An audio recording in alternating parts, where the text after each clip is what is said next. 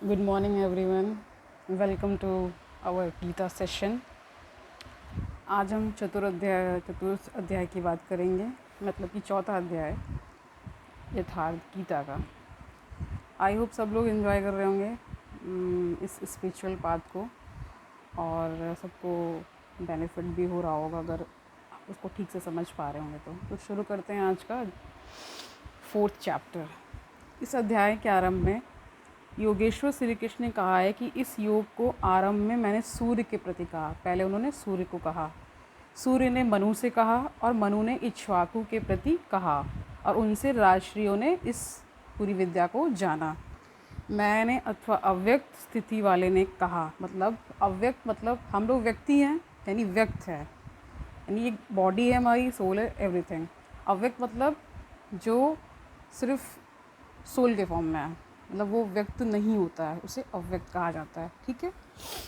महापुरुष भी अव्यक्त स्वरूप वाला ही है, शरीर तो उसके रहने का मकान मात्र है. ऐसे महापुरुष की वाणी में परमात्मा ही प्रवाहित होता है. ऐसे किसी महापुरुष से योग सूर्य द्वारा संचारित होता है. उस परम प्रकाश रूप का प्रसाद सूर्य के अंतराल में होता है, इसलिए सूर्य के प्रति कहा.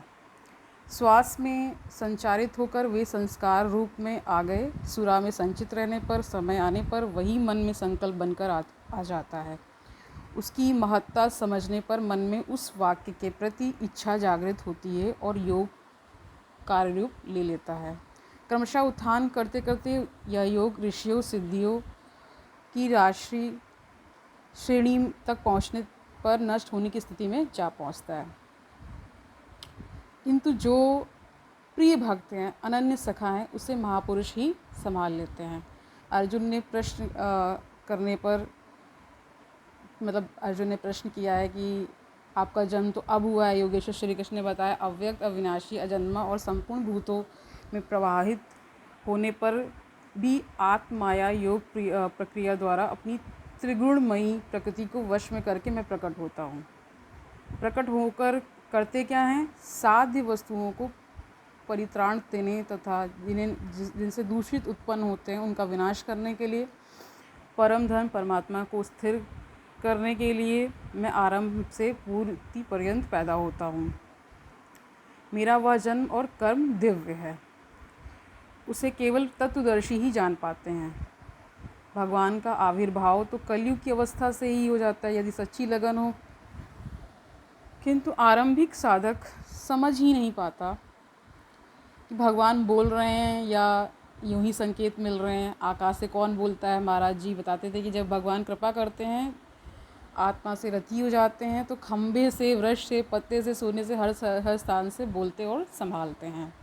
उत्थान होते होते जब परम तत्व परमात्मा विदित हो जाए, तभी स्पर्श के साथ ही वह स्पष्ट समझ पाता. इसलिए अर्जुन, मेरे उस स्वरूप को तत्वदर्शियों को ने देखा है, और मुझे जानकर वे तत्क्षण मुझ में ही प्रविष्ट हो जाते हैं, जहाँ से पुनः आवागमन नहीं होता है.